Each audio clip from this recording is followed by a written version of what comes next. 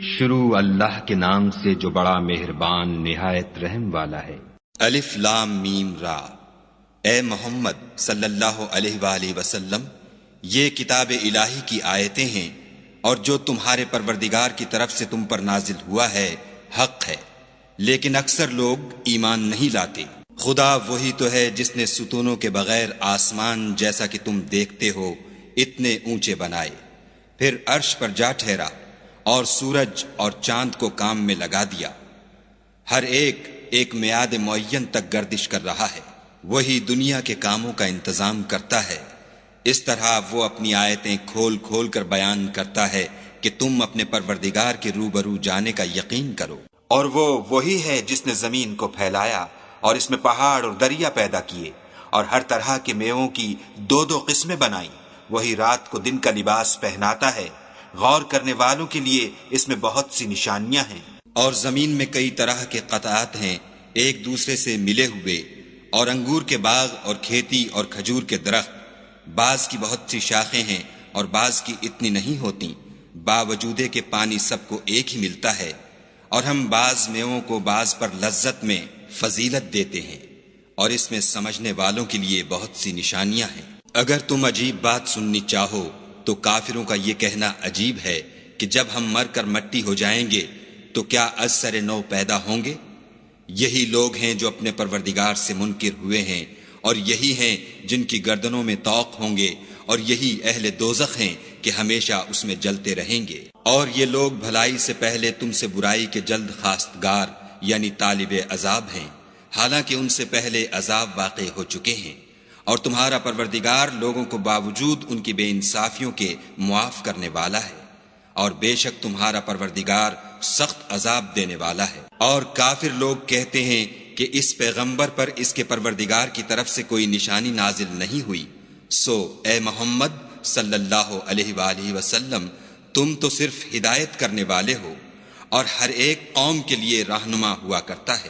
خدا ہی اس بچے سے واقف ہے جو عورت کے پیٹ میں ہوتا ہے، اور پیٹ کے سکڑنے اور بڑھنے سے بھی واقف ہے، اور ہر چیز کا اس کے ہاں ایک اندازہ مقرر ہے۔ وہ دانائے نہا و آشکار ہے، سب سے بزرگ اور عالی رتبہ ہے۔ کوئی تم میں سے چپکے سے بات کہے یا پکار کر، یا رات کو کہیں چھپ جائے یا دن کی روشنی میں کھلم کھلا چلے پھرے، اس کے نزدیک برابر ہے۔ اس کے آگے اور پیچھے خدا کے چوکیدار ہیں جو خدا کے حکم سے اس کی حفاظت کرتے ہیں۔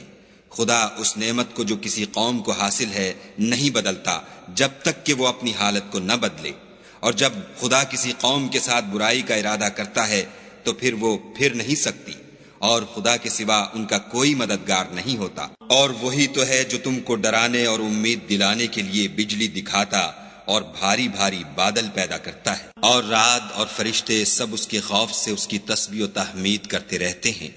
اور وہی بجلیاں بھیجتا ہے، پھر جس پر چاہتا ہے گرا بھی دیتا ہے، اور وہ خدا کے بارے میں جھگڑتے ہیں، اور وہ بڑی قوت والا ہے۔ سود مند پکارنا تو اسی کا ہے، اور جن کو یہ لوگ اس کے سوا پکارتے ہیں وہ ان کی پکار کو کسی طرح قبول نہیں کرتے، مگر اس شخص کی طرح جو اپنے دونوں ہاتھ پانی کی طرف پھیلا دے تاکہ دور ہی سے اس کے منہ تک آ پہنچے، حالانکہ وہ اس تک کبھی بھی نہیں آ سکتا۔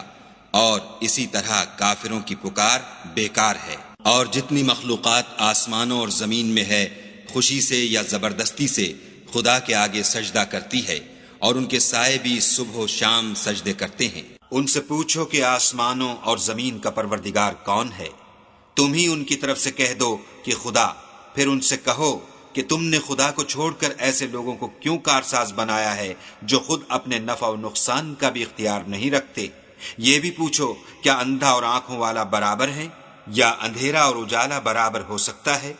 بھلا ان لوگوں نے جن کو خدا کا شریک مقرر کیا ہے، کیا انہوں نے خدا کی سی مخلوقات پیدا کی ہے جس کے سبب ان کو مخلوقات مشتبہ ہو گئی ہے؟ کہہ دو کہ خدا ہی ہر چیز کا پیدا کرنے والا ہے، اور وہ یکتا اور زبردست ہے۔ اسی نے آسمان سے میں برسایا، پھر اس سے اپنے اپنے اندازے کے مطابق نالے بہ نکلے، پھر نالے پر پھولا ہوا جھاگ آ گیا، اور جس چیز کو زیور یا کوئی اور سامان بنانے کے لیے آگ میں تپاتے ہیں اس میں بھی ایسا ہی جھاگ ہوتا ہے۔ اس طرح خدا حق اور باطل کی مثال بیان فرماتا ہے۔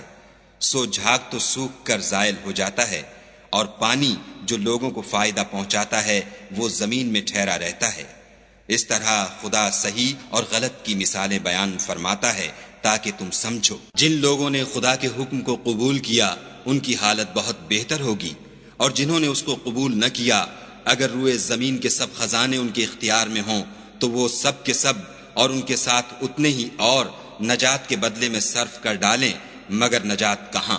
ایسے لوگوں کا حساب بھی برا ہوگا اور ان کا ٹھکانہ بھی دوزخ ہے، اور وہ بری جگہ ہے۔ بھلا جو شخص یہ جانتا ہے کہ جو کچھ تمہارے پروردگار کی طرف سے تم پر نازل ہوا ہے حق ہے، وہ اس شخص کی طرح ہے جو اندھا ہے، اور سمجھتے تو وہی ہیں جو عقل مند ہیں، جو خدا کے عہد کو پورا کرتے ہیں اور اقرار کو نہیں توڑتے، اور جن رشتہ ہائے قرابت کے جوڑے رکھنے کا خدا نے حکم دیا ان کو جوڑے رکھتے اور اپنے پروردگار سے ڈرتے رہتے اور برے حساب سے خوف رکھتے ہیں، اور جو پروردگار کی خوشنودی حاصل کرنے کے لیے مصائب پر صبر کرتے ہیں اور نماز پڑھتے ہیں، اور جو مال ہم نے ان کو دیا ہے اس میں سے پوشیدہ اور ظاہر خرچ کرتے ہیں اور نیکی سے برائی کو دور کرتے ہیں، یہی لوگ ہیں جن کے لیے عاقبت کا گھر ہے، یعنی ہمیشہ رہنے کے باغات جن میں وہ داخل ہوں گے، اور ان کے باپ دادا اور بیویوں اور اولاد میں سے جو نیکوکار ہوں گے وہ بھی بہشت میں جائیں گے، اور فرشتے بہشت کے ہر ایک دروازے سے ان کے پاس آئیں گے اور کہیں گے تم پر رحمت ہو، یہ تمہاری ثابت قدمی کا بدلہ ہے، اور عاقبت کا گھر خوب گھر ہے۔ اور جو لوگ خدا سے عہد واثق کر کے اس کو توڑ ڈالتے اور جن رشتہ ہائے قرابت کے جوڑے رکھنے کا خدا نے حکم دیا ہے ان کو قطع کر دیتے اور ملک میں فساد کرتے ہیں، ایسوں پر لعنت ہے، اور ان کے لیے گھر بھی برا ہے۔ خدا جس کا چاہتا ہے رزق فراخ کر دیتا ہے اور جس کا چاہتا ہے تنگ کر دیتا ہے، اور کافر لوگ دنیا کی زندگی پر خوش ہو رہے ہیں، اور دنیا کی زندگی آخرت کے مقابلے میں بہت تھوڑا فائدہ ہے۔ اور کافر کہتے ہیں کہ اس پیغمبر پر اس کے پروردگار کی طرف سے کوئی نشانی کیوں نازل نہیں ہوئی؟ کہہ دو کہ خدا جسے چاہتا ہے گمراہ کرتا ہے، اور جو اس کی طرف رجوع ہوتا ہے اس کو اپنی طرف کا رستہ دکھاتا ہے۔ یعنی جو لوگ ایمان لاتے اور جن کے دل یاد خدا سے آرام پاتے ہیں ان کو، اور سن رکھو کہ خدا کی یاد سے دل آرام پاتے ہیں۔ جو لوگ ایمان لائے اور عمل نیک کیے ان کے لیے خوشحالی اور عمدہ ٹھکانہ ہے۔ جس طرح ہم اور پیغمبر بھیجتے رہے ہیں اسی طرح اے محمد صلی اللہ علیہ وآلہ وسلم ہم نے تم کو اس امت میں جس سے پہلے بہت سی امتیں گزر چکی ہیں بھیجا ہے، تاکہ تم ان کو وہ کتاب جو ہم نے تمہاری طرف بھیجی ہے پڑھ کر سنا دو۔ اور یہ لوگ رحمان کو نہیں مانتے، کہہ دو وہی تو میرا پروردگار ہے، اس کے سوا کوئی معبود نہیں، میں اسی پر بھروسہ رکھتا ہوں اور اسی کی طرف رجوع کرتا ہوں۔ اور اگر کوئی قرآن ایسا ہوتا کہ اس کی تاثیر سے پہاڑ چل پڑتے یا زمین پھٹ جاتی یا مردوں سے کلام کر سکتے تو یہی قرآن ان اوصاف سے متصف ہوتا، مگر بات یہ ہے کہ سب باتیں خدا کے اختیار میں ہیں۔ تو کیا مومنوں کو اس سے اطمینان نہیں ہوا کہ اگر خدا چاہتا تو سب لوگوں کو ہدایت کے رستے پر چلا دیتا، اور کافروں پر ہمیشہ ان کے اعمال کے بدلے بلا آتی رہے گی یا ان کے مکانات کے قریب نازل ہوتی رہے گی، یہاں تک کہ خدا کا وعدہ آ پہنچے۔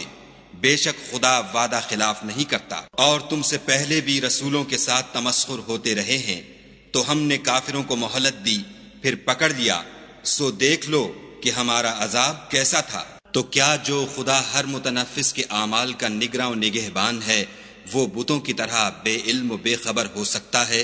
اور ان لوگوں نے خدا کے شریک مقرر کر رکھے ہیں، ان سے کہو کہ ذرا ان کے نام تو لو۔ کیا تم اسے ایسی چیزیں بتاتے ہو جس کو وہ زمین میں کہیں بھی معلوم نہیں کرتا، یا محض ظاہری باطل اور جھوٹی بات کی تقلید کرتے ہو؟ اصل یہ ہے کہ کافروں کو ان کے فریب خوبصورت معلوم ہوتے ہیں اور وہ ہدایت کے رستے سے روک لیے گئے ہیں، اور جسے خدا گمراہ کرے اسے کوئی ہدایت کرنے والا نہیں۔ ان کو دنیا کی زندگی میں بھی عذاب ہے اور آخرت کا عذاب تو بہت ہی سخت ہے، اور ان کو خدا کے عذاب سے کوئی بھی بچانے والا نہیں۔ جس باغ کا متقیوں سے وعدہ کیا گیا ہے اس کے اوصاف یہ ہیں کہ اس کے نیچے نہریں بہہ رہی ہیں، اس کے پھل ہمیشہ قائم رہنے والے ہیں اور اس کے سائے بھی۔ یہ ان لوگوں کا انجام ہے جو متقی ہیں، اور کافروں کا انجام دوزخ ہے۔ اور جن لوگوں کو ہم نے کتاب دی ہے وہ اس کتاب سے جو تم پر نازل ہوئی ہے خوش ہوتے ہیں، اور بعض فرقے اس کی بعض باتیں نہیں بھی مانتے۔ کہہ دو کہ مجھ کو یہی حکم ہوا ہے کہ خدا ہی کی عبادت کروں اور اس کے ساتھ کسی کو شریک نہ بناؤں۔ میں اسی کی طرف بلاتا ہوں اور اسی کی طرف مجھے لوٹنا ہے۔ اور اسی طرح ہم نے اس قرآن کو عربی زبان کا فرمان نازل کیا ہے، اور اگر تم علم و دانش آنے کے بعد ان لوگوں کی خواہشوں کے پیچھے چلو گے تو خدا کے سامنے کوئی نہ تمہارا مددگار ہوگا اور نہ کوئی بچانے والا۔ اور اے محمد صلی اللہ علیہ وآلہ وسلم، ہم نے تم سے پہلے بھی پیغمبر بھیجے تھے اور ان کو بیویاں اور اولاد بھی دی تھی، اور کسی پیغمبر کے اختیار کی بات نہ تھی کہ خدا کے حکم کے بغیر کوئی نشانی لائے۔ ہر حکم قضا کتاب میں مرقوم ہے۔ خدا جس کو چاہتا ہے مٹا دیتا ہے اور جس کو چاہتا ہے قائم رکھتا ہے، اور اسی کے پاس اصل کتاب ہے۔ اور اگر ہم کوئی عذاب جس کا ان لوگوں سے وعدہ کرتے ہیں تمہیں دکھائیں، یعنی تمہارے روبرو ان پر نازل کریں، یا تمہاری مدت حیات پوری کر دیں، یعنی تمہارے انتقال کے بعد عذاب بھیجیں، تو تمہارا کام ہمارے احکام کا پہنچا دینا ہے اور ہمارا کام حساب لینا ہے۔ کیا انہوں نے نہیں دیکھا کہ ہم زمین کو اس کے کناروں سے گھٹاتے چلے آتے ہیں، اور خدا جیسا چاہتا ہے حکم کرتا ہے، کوئی اس کے حکم کا رد کرنے والا نہیں، اور وہ جلد حساب لینے والا ہے۔ جو لوگ ان سے پہلے تھے وہ بھی بتہری چالیں چلتے رہے ہیں، سو چال تو سب اللہ ہی کی ہے۔ ہر متنفس جو کچھ کر رہا ہے وہ اسے جانتا ہے، اور کافر جلد معلوم کریں گے کہ عاقبت کا گھر یعنی انجام محمود کس کے لیے ہے۔ اور کافر لوگ کہتے ہیں کہ تم خدا کے رسول نہیں ہو۔ کہہ دو کہ میرے اور تمہارے درمیان خدا اور وہ شخص جس کے پاس کتاب آسمانی کا علم ہے گواہ کافی ہیں۔